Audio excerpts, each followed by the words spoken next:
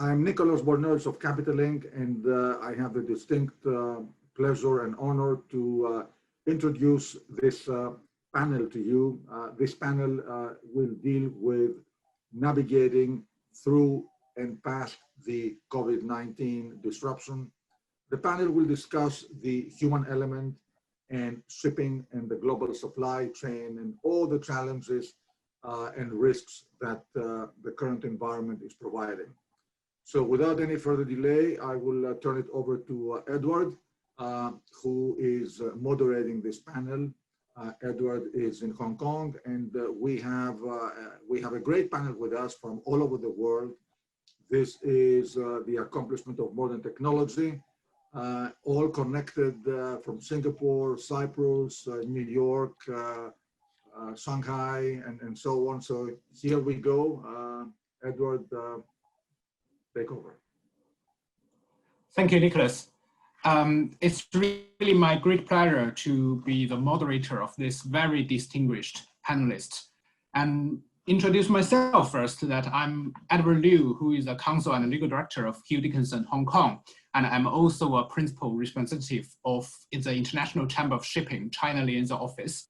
And today with us for the panelists, who are Mr. Bjorn Hojgaard, CEO of Anglo-Eastern Univan Group, and he is also the chairman of Hong Kong Shipowner Association, and Mr. Svane Hansen, who is the vice president, head of global mining, BW Fleet Management, and Mr. Mark O'Neill, president of Columbia Ship Management, and Mr. Terence Zhao, managing director of Shanghai Marine Services, and Mr. Alan Follenberg, chief executive officer, crew management and offshore from V Ships. And again, that is really my great pleasure to be here with all of you today to discuss about the first panel discussion relating to navigating through and past the COVID-19 disruption. And of course that, as Nicholas also introduced, that the major issue that we are going to discuss is about the crew change crisis caused by COVID-19 pandemic. But because the pandemic is still looming, I think we should not ignore this, and I therefore would like to give it a bit minutes for a discussion about how's your specific line of business or works being affected by it. I hope that we can, by starting with this, to then move on to the main major issues. So please, I invite Mark to let us know what is the impact on your ship management company, especially from the ship management and operation perspective. Mark.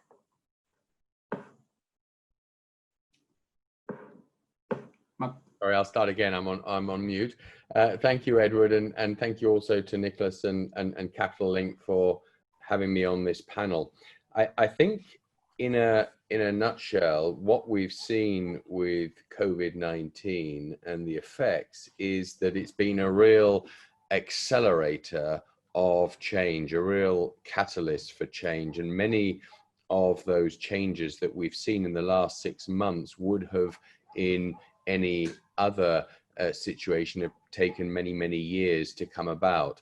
I think companies like ours have seen the need for proactivity.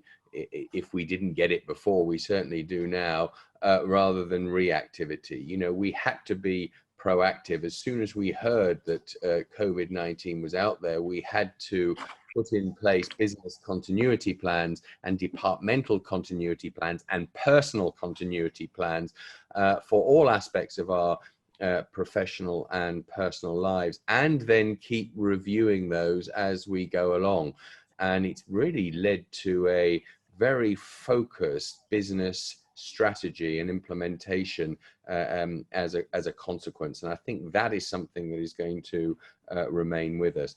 We've also looked at our model and tried to explore how we can localize business more. So whereas before individuals, superintendents, technical superintendents, marine superintendents would have been sent from our offices to vessels. Now, because of the restrictions on travel, we're looking at trying to harness our partnerships and our strategic collaborations around the world and really use local suppliers much more. So I think we've seen a localization, perhaps a move against globalization, or perhaps it is part of globalization, who knows.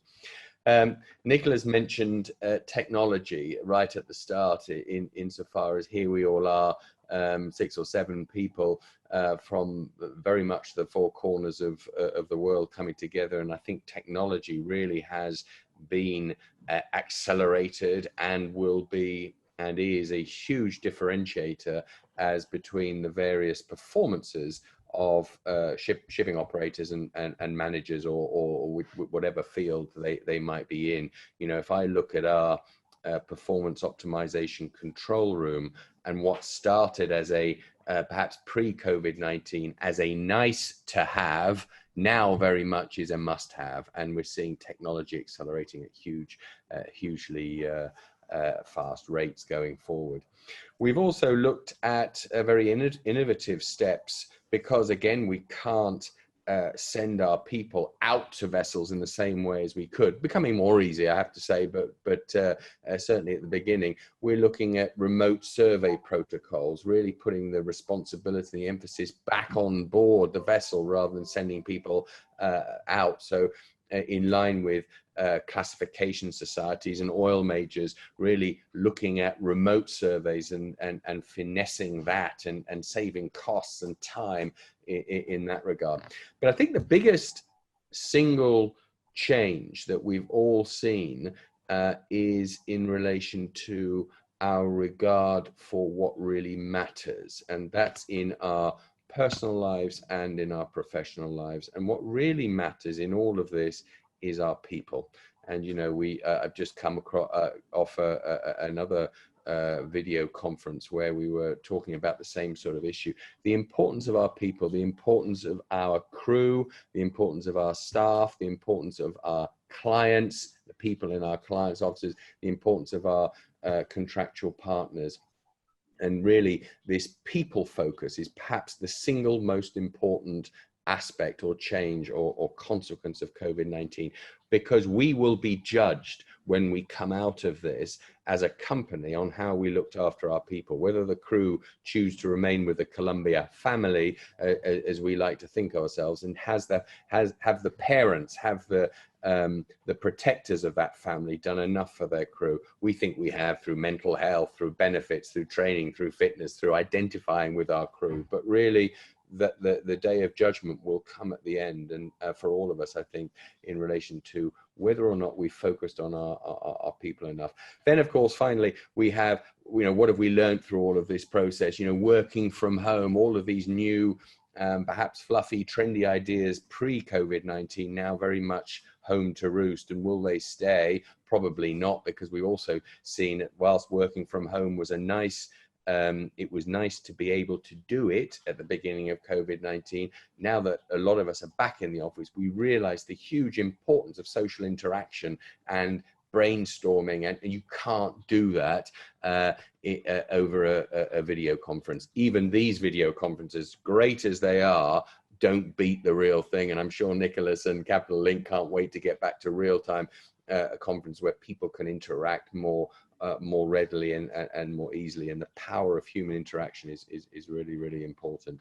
And finally, I think final thing is solidarity. Of course, competition between companies is hugely important. Competition drives innovation, and companies have to be competitive for the benefit of the client, for the benefit of the market, but also solidarity on humanitarian issues, on safety issues, and again, on people issues. Better effective rotation of our crews on board vessels. That comes through solidarity and working together. So lots and lots and lots of lessons to be learned from COVID-19. And I don't personally, and neither does the organization, look upon this as a dead period or a period that we've lost. I think we've gained probably far more than we've lost, and our businesses have been shaped rather more rapidly to be fit for purpose for the future challenges which will inevitably await us on the shipping horizon. Exactly. Thank you. Thank you, Mark. I do agree that actually, just like us now, the networking between people and people are really important and much appreciated now by most of the people all around the world.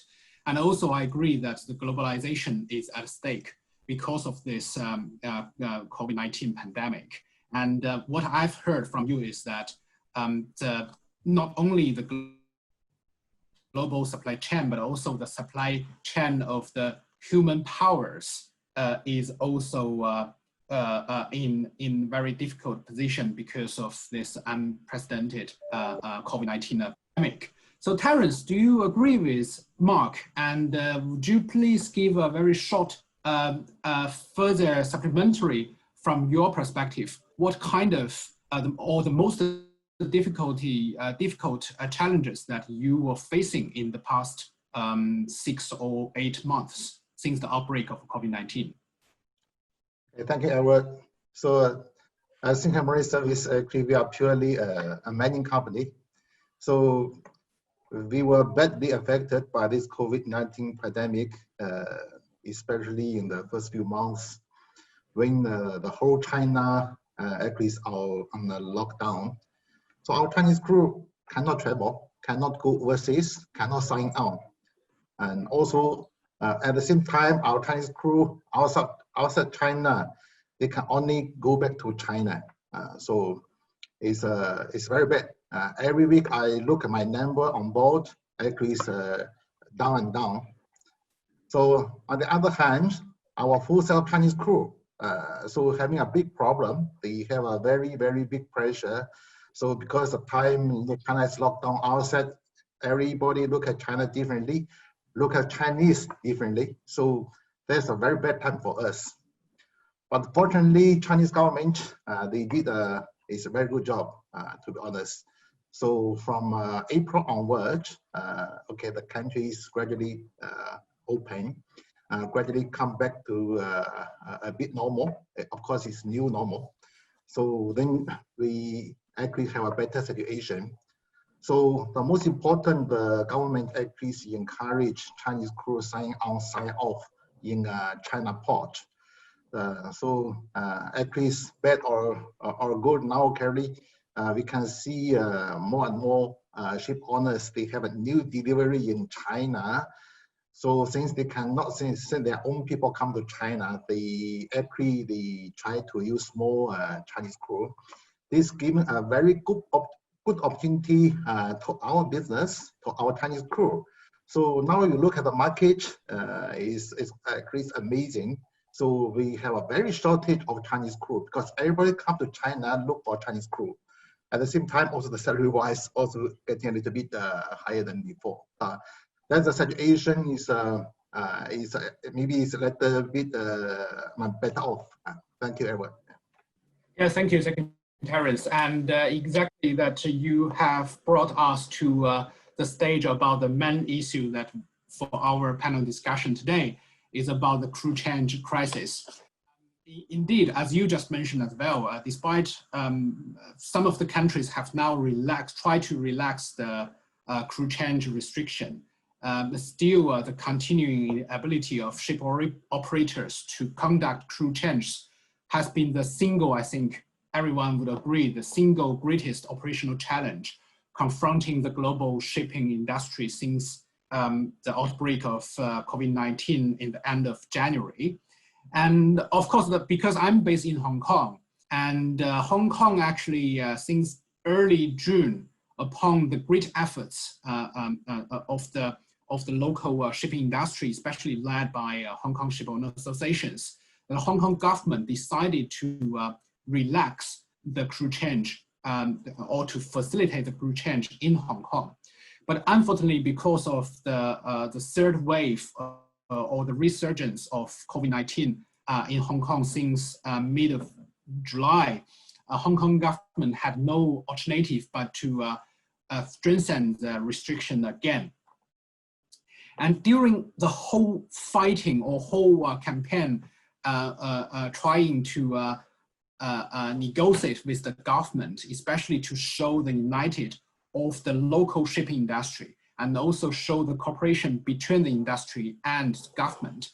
The Hong Kong Shipowners Association has played a very significant role. So Bjorn, I know that you have led this very difficult challenge to talk to the government and to deal with the crisis, not only for the crew change crisis, but also because of this third wave of Hong Kong pandemic. You and together with the association also talk to the public in Hong Kong to tell them how important of the crew change and also the shipping and the global supply chain. So I'd like you to share with us about the efforts taken by the Hong Kong shipping industry and the government to facilitate the crew changes, and also the challenges that you think have been encountered and the current restriction measures imposed on crew change in Hong Kong. Bjorn, please. Thank you very much, Edward, and thank you to Capital Link for having me on this panel. Yeah, you're absolutely right. We've had our share of challenges here in Hong Kong. If you just take a step back to start with, the reality is that shipping perhaps is one of the least affected industries. I mean, it's remarkable how goods and energy, clothing, medical supplies, food has continued to move around the world. The global supply chain that is shipping was very important before COVID-19. It's extremely important during COVID-19, and it's going to remain important long after COVID-19 is gone. All countries in the world benefit tremendously from this global supply chain. And someone has once said, if it wasn't for shipping, then half the population would freeze and the other half would starve to death. Perhaps it wouldn't freeze in Hong Kong, but then we wouldn't be cooled at least at this time.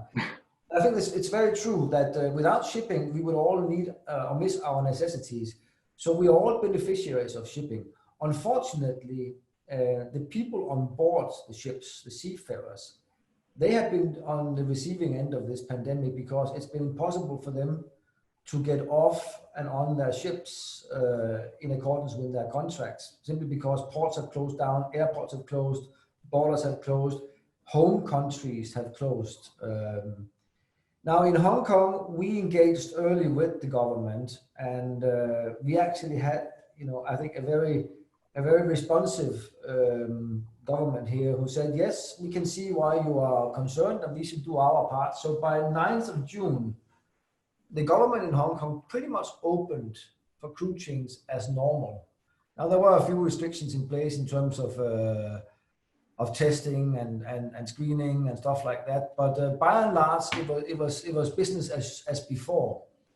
Now that led to, since Hong Kong was the only port in the region that was completely open, that led to a huge boom in the number of ships that called Hong Kong for crew change. I think at one point, the waters off Lama here looked like Singapore Straits. We had so many ships calling just for crew change, and we had something like 500 people a day going through Hong Kong for reaching their ships. As you said, after a few weeks, we had sort of a new wave of infections in Hong Kong, and the government was forced to close down again, which is unfortunate. But I think it shows that unless every port and every country is doing their part, we cannot have just one country who is open and one port that's open, because that's going to overwhelm the system in that one place. So I think it's extremely important that all countries in the world realize how much of a beneficiary of shipping they are, and that they then reciprocate that advantage by opening up for shipping to do the crew change in the ports. I mean, we need that for the continuation of that global supply chain, which is so important to the world community. And we need it because there's a humanitarian crisis brewing on board.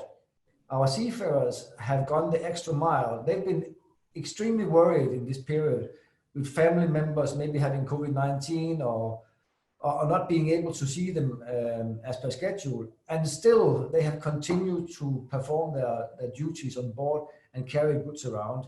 And we owe it to them to make sure that they can actually come back. Now, things are very fluid and they keep moving. My biggest concern is that we continue to see this piecemeal action. So one port will open while another one will close. And it's all a sort of beggar thy neighbor policy where countries or ports say, yeah, I agree, I benefit from this, but solving the problem is somebody else's job. And that's a big worry for me.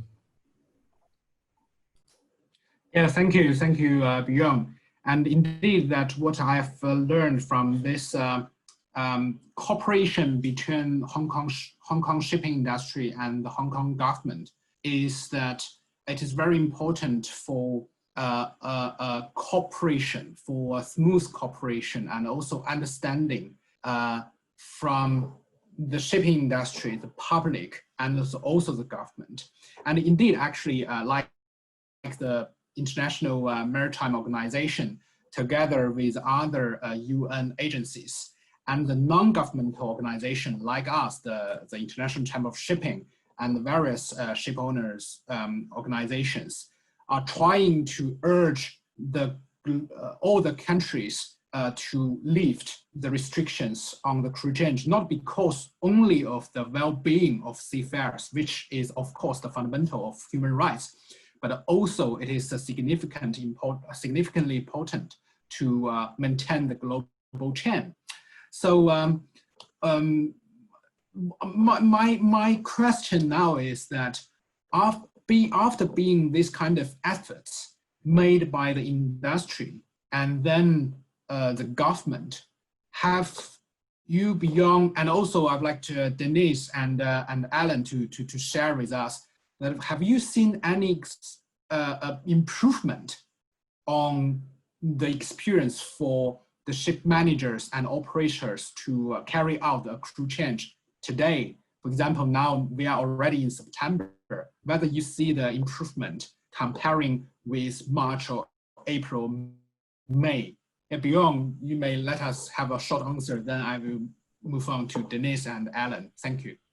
Yeah, there has been some improvements. I mean, we pretty much closed all crew chains in late March, and except for a few exceptions, sort of ships calling India, etc., we only started again in late May. So there was a period there where it was pretty much closed. It's better today, but I'm not so sure it's sustainable. Still, it's still a big challenge, and probably more because we've now gotten used to finding the corridors. It's not because the situation on the ground is that much better. Okay, Dennis, do you agree with Bjorn? What's your experience? Is it still a significant backlog of waiting crew for work though? Hello, Ed, and thanks for having me. First, I would like to add to what Bjorn was saying before. I think it's, in order to make crew changes possible, it's important that everybody come together at the same time. And despite there has been a lot of collaboration, I think, in the industry from various international bodies and ship owners to find a solution, then I still think that shipping has failed to make the public understand, as what Bjorn mentioned, that shipping is important in order to move the goods around and make sure we have food in the supermarket and make sure that we can fill our cars with fuel. But also understanding that by having people that are very fatigued on board and has not been home with their families for even more than a year for some, that it also poses a risk for marine accidents and therefore also the environment. So I think until we make people understand why it is important that we do crew changes and why it is important that seafarers move through the countries, then we will continue to see a push from the public, like in Singapore or Hong Kong, asking, why are you opening up for crew change as a government? Why would we allow people coming in that has a risk of spreading COVID-19 and starting a second or third wave or what it may be? And until we manage to do that, then I think we will continue to have problems. Sorry, I can see I'm running out of battery on my computer. Maybe you can skip to Alan, then I'll just fix my No problem here. I can chip in. Yes, Alan. Yeah, any share with us? Yeah. So, in order not to repeat too much of what neither Mark, Bjorn, or Dennis has said, then obviously I agree with everything that's been said here around the challenges we have, and I think just going one step back as well to what Mark was saying about learnings from this period of time, and I think when I walk to work now and you see people passing each other on the street, you care more for each other's. You could say that the distances apply. People are a little bit more maybe holding the door or whatever they do, and there's a little bit more respect for each other in this period of time. And I think people are realizing the importance of what each contribution to society is, and how if we apply a common set of rules and values, then we potentially can get through this crisis in a better way. But that being said, then take that scenario and then said, how would that scenario look if 90% of what people were consuming every day was not available to them and had not been available to them for the last 2-3 months? Then maybe we would have seen completely different scenarios and maybe much more disorder around the world. And not that I wish that direction to go, but definitely that would be an eye-opener for people.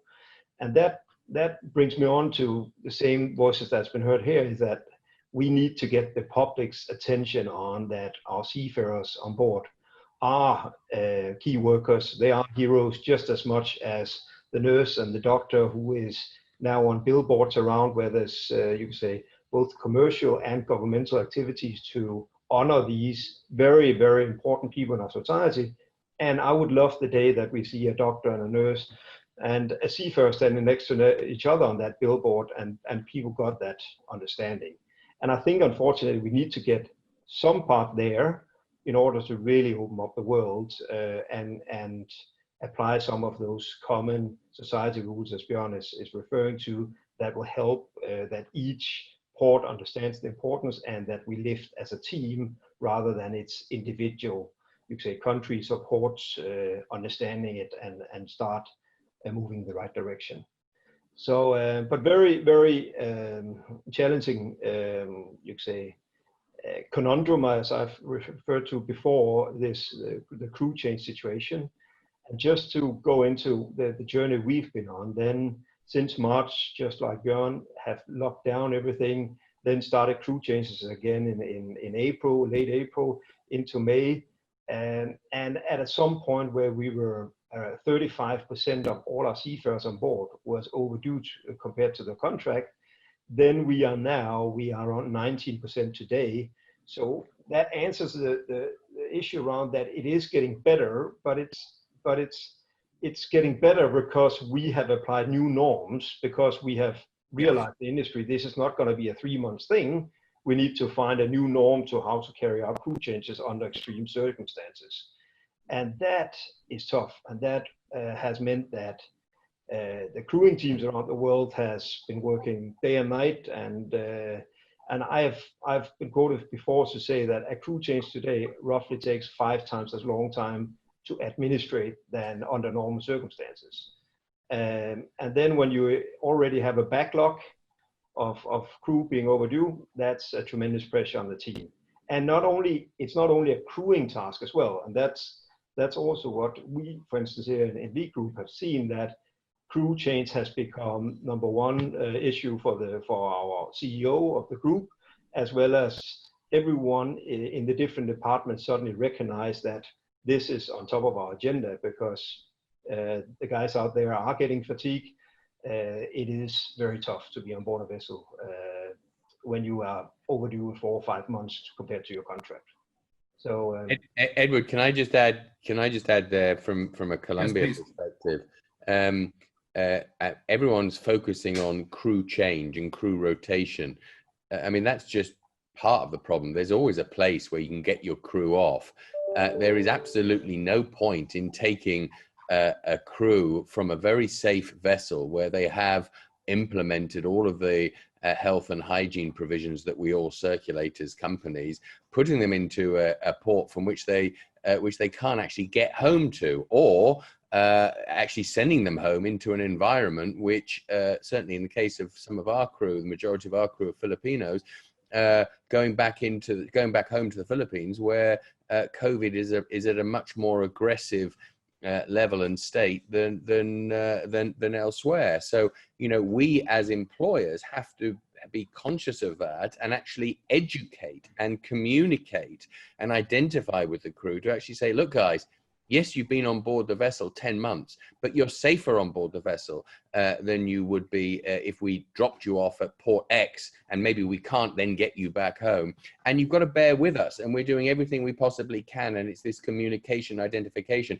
I've talked about a wartime situation before where, you know, you didn't ask sailors during Second World War, how long have you been on board the vessel? They would have looked at you and thought, are you crazy? We're in a wartime situation. Well, this is possibly a once or a twice in a lifetime event for most of us, let's hope, and we all have to you know, get through it as best we're able to. But communication and identification with the crew is what is key, and certainly we found yes, it has been possible. We're down to under 200 crew members who have been on board for over 12 months, so well under 200, which for the size of the crew pool is not good enough, but it's we still feel that that's going in the right direction. And it's the morale on board our vessels is probably at an all-time high because we're better communicating. We're doing things better now than we ever did before. So I think it's you know, we shouldn't treat crew, we should treat our crew respectfully and intelligently, and let them decide, you know, where they're safest. And as long as they feel as though we're doing our best, that's what they need to see and have communicated to them. Maybe I can add now. I'm on power again here. I think what we have seen, I think there's still different. It depends on the region in the world whether crew change has improved or not improved. I think places like South America, Africa, Asia is still a challenge.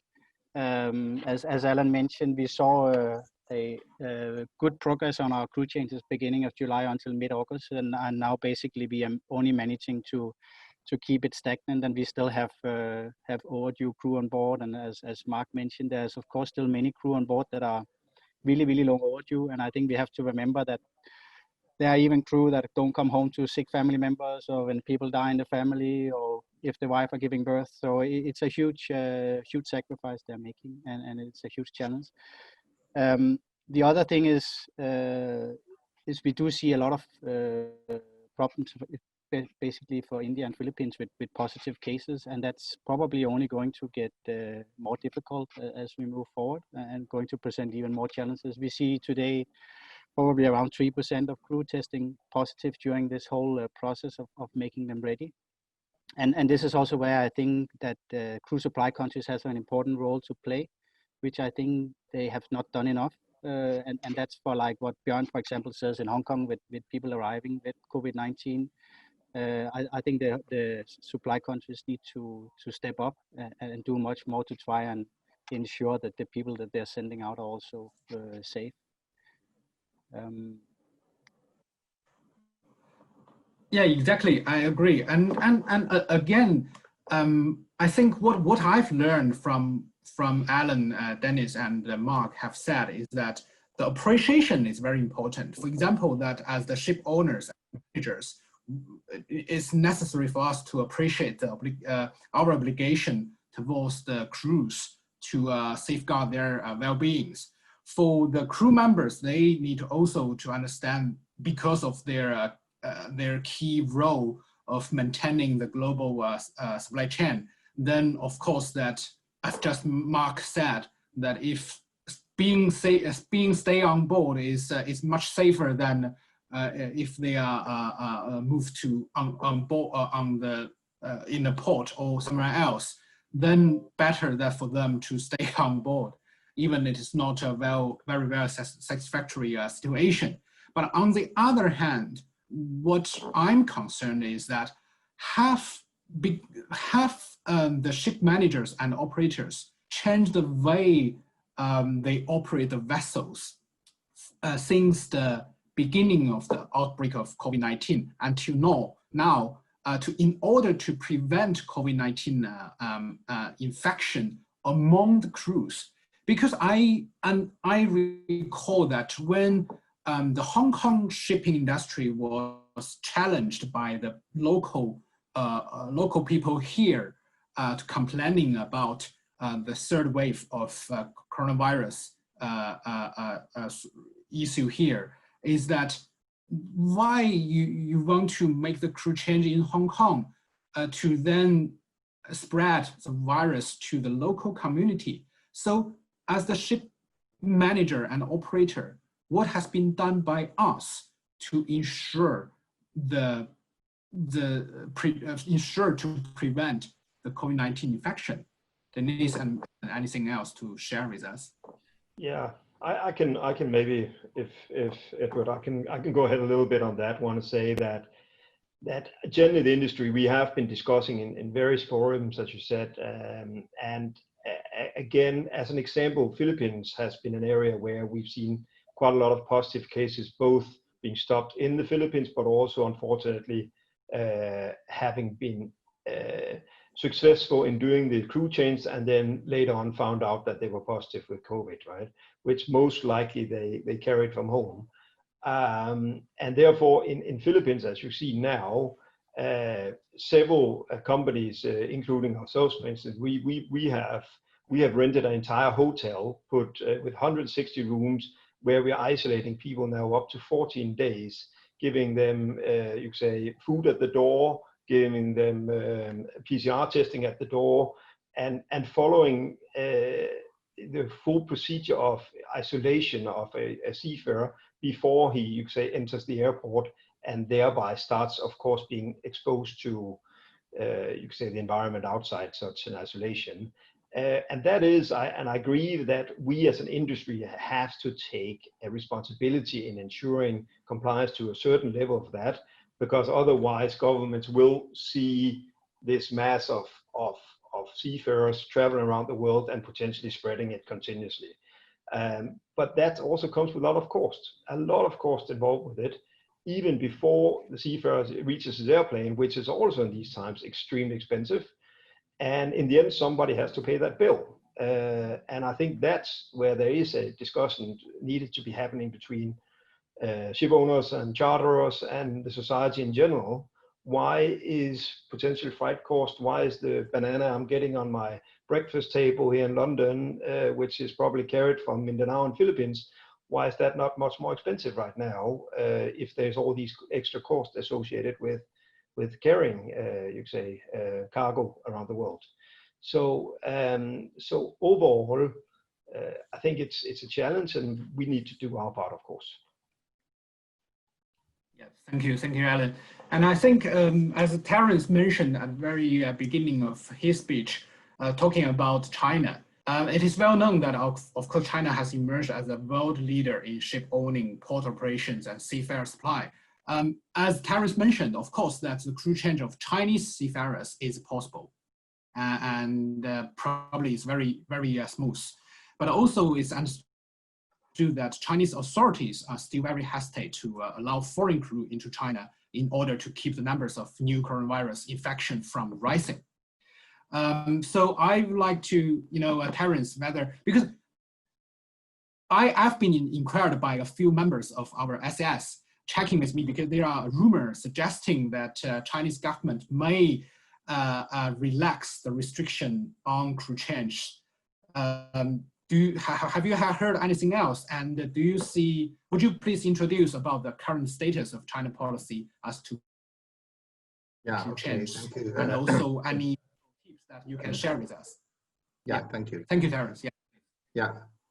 Okay, so all our panelists speak so well about the whole situation in the world.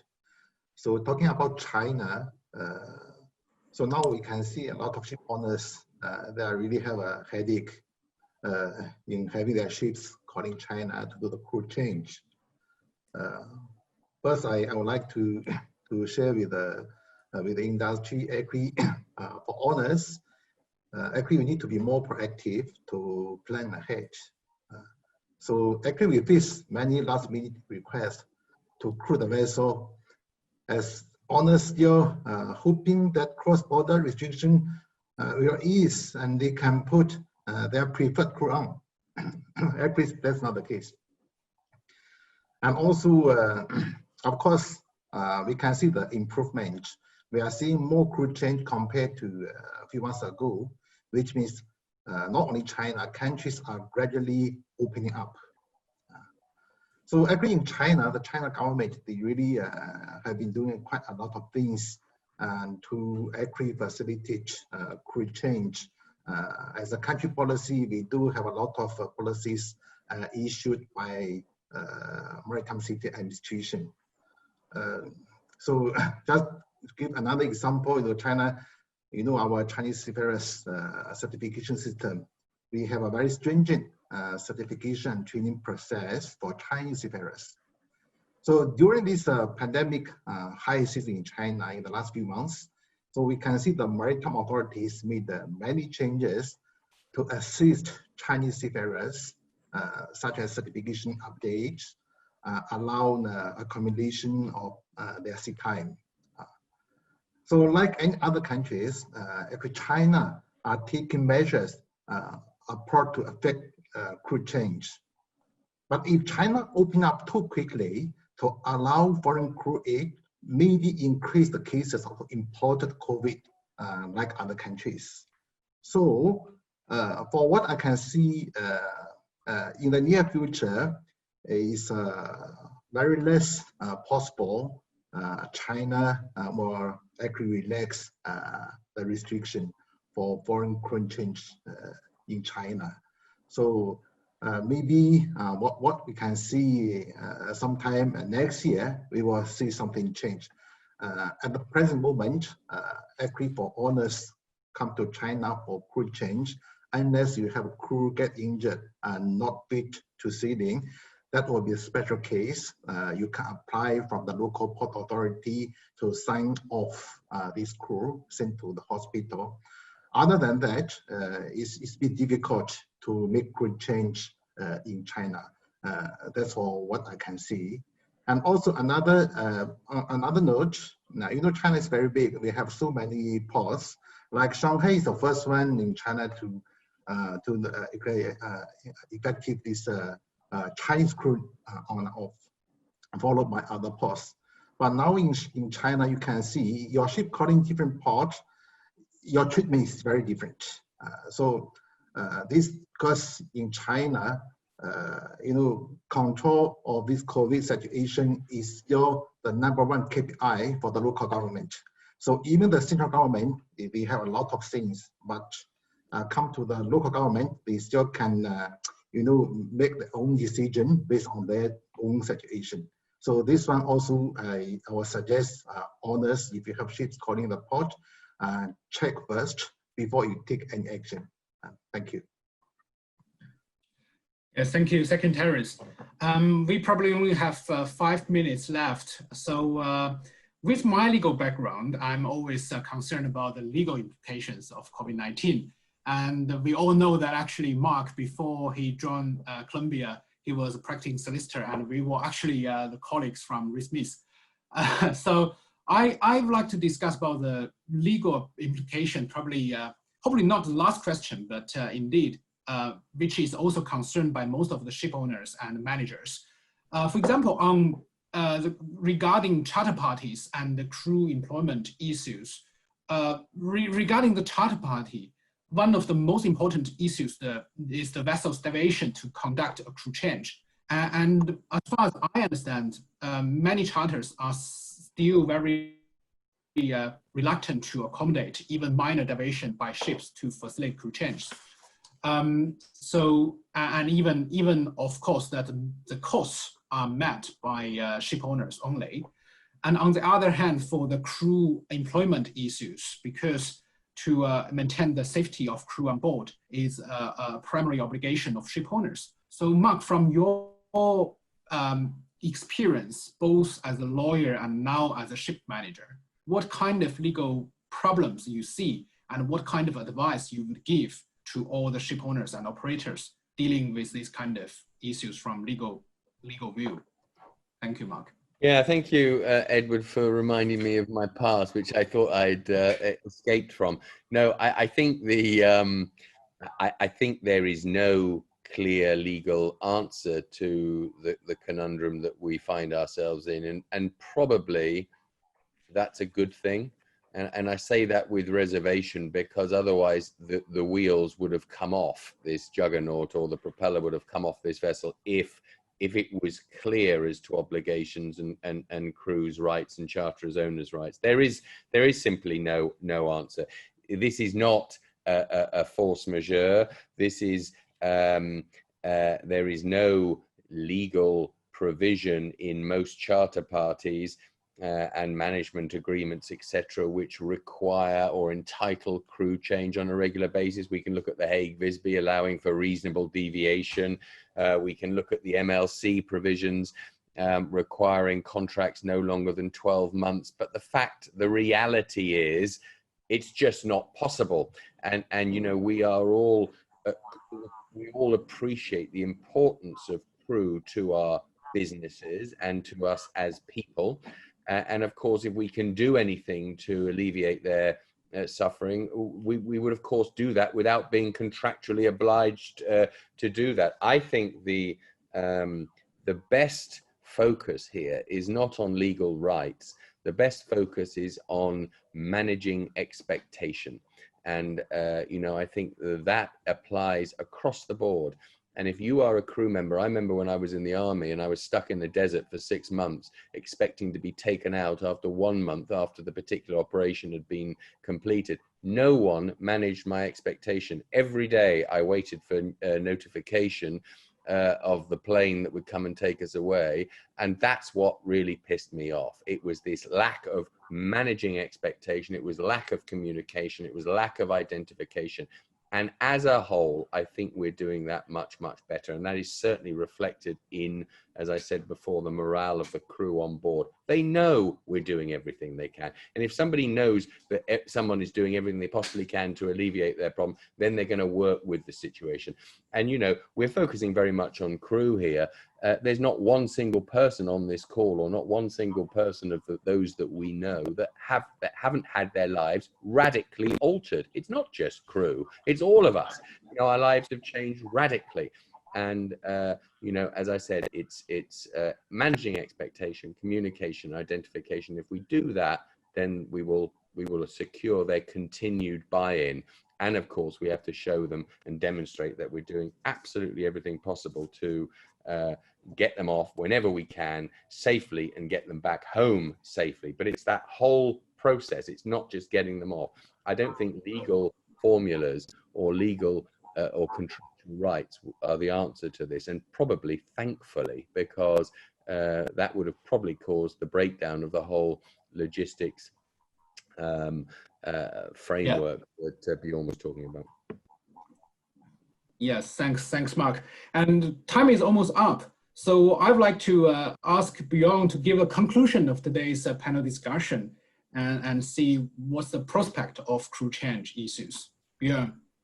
Thanks, Edward. I've just, you know, a closing remark from me would be that, you know, crew change is possible, also possible to do safely. I mean, Alan was talking about some of these quite strong SOPs they're using to make sure that crew change happen safely. Since 1st of April, we have done 18,000 crew changes, and we have had precisely 0 outbreaks of COVID-19 on board. So it can be done safely.